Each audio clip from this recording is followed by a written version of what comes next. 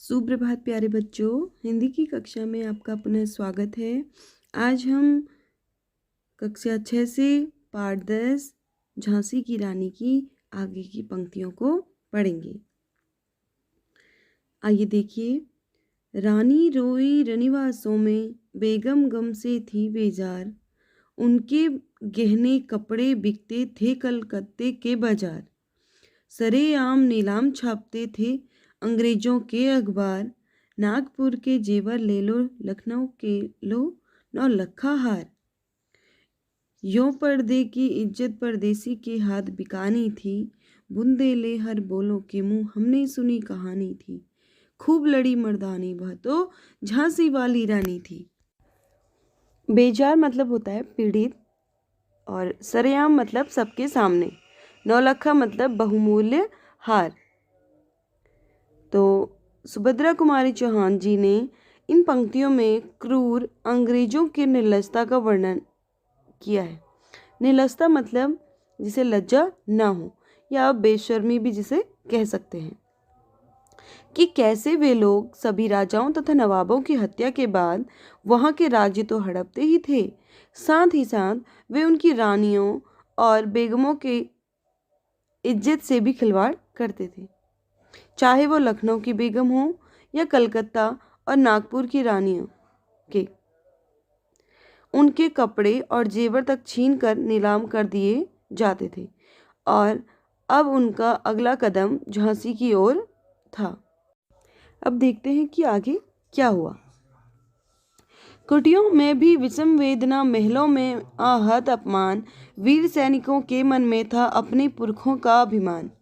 नाना धुंधु पंत पेशवा, जुटा रहा था सब सामान। बहन छबीली ने रणचंडी का कर दिया प्रकट आह्वान। हुआ यज्ञ प्रारंभ उन्हें तो, सोई ज्योति जगानी थी। बुंदेले हर बोलों के मुंह, हमने सुनी कहानी थी। खूब लड़ी मर्दानी, वह तो झांसी वाली रानी थी।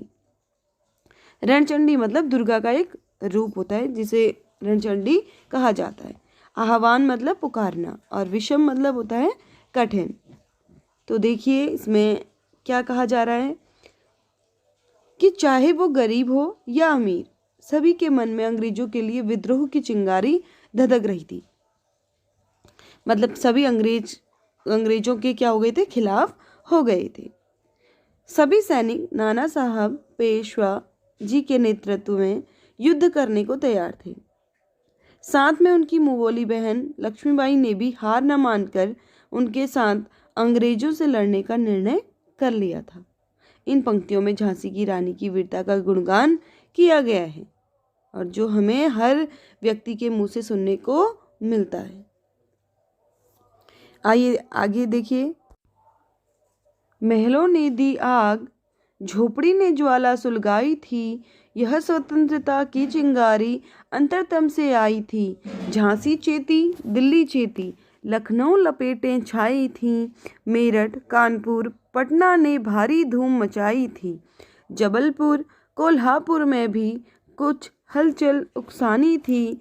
बुंदेले हर बोलों के मुंह, हमने सुनी कहानी थी। खूब लड़ी मर्दानी, वह तो झांसी वाली रानी थी। इसमें देखिए चेती मतलब होता है जागृत हो गई, और लपटे छाना मतलब भयंकर रूप से फैल जाना, उकसाना मतलब प्रेरित करना। तो इस क्रांति में पूरा देश भागीदार था। महलों में रहने वालों ने इस आग को रोशन किया, और झोपड़ी में रहने वालों ने इसकी लपटों को तेज किया। कहने का तात्पर्य है कि इस क्रांति में सभी ने बढ़ चढ़कर हिस्सा लिया था। स्वतंत्रता की राह की चिंगारी देशवासियों के हृदय से आई थी। क्रांति की इस लहर ने झांसी और दिल्ली को सावधान कर दिया। लखनऊ को भी इसने लपेटे में ले लिया। मेरठ, कानपुर और पटना में भी क्रांति की धूम थी। जबलपुर और कोल्हापुर में भी कुछ चिंगारियां भड़क रही थी। यह कहानी हमने बुंदेलों के मुंह से सुनी है। इस क्रांति में झांसी की रानी ने बढ़ चढ़कर भाग लिया था। कहने का तात्पर्य इसमें यह है कि इस क्रांति में बहुत से लोगों ने भाग लिया। जैसे दिल्ली में भी बहुत विद्रोह किया गया, लखनऊ में किया गया, मेरठ, कानपुर, पटना, जबलपुर, कोल्हापुर, इन सभी जगह में क्या हुआ था कि बहुत बहुत ज़्यादा अंग्रेजों के विरुद्ध लोगों ने आवाज़ उठाई थी। ठीक है, और इसमें सबसे जो मुख्य थी वो थी झांसी की रानी लक्ष्मीबाई। ठीक है, तो उनकी जो वीर गाथाएं हैं वो हमें इन कविता के माध्यम से बताई जा रही है। बेटा, आपकी आगे की पंक्तियाँ आगे की क्लास में बताई जाएंगी। आज आपको शब्दार्थ करने हैं अपनी फेयर कॉपी में। ठीक है, सुंदर सी राइटिंग में।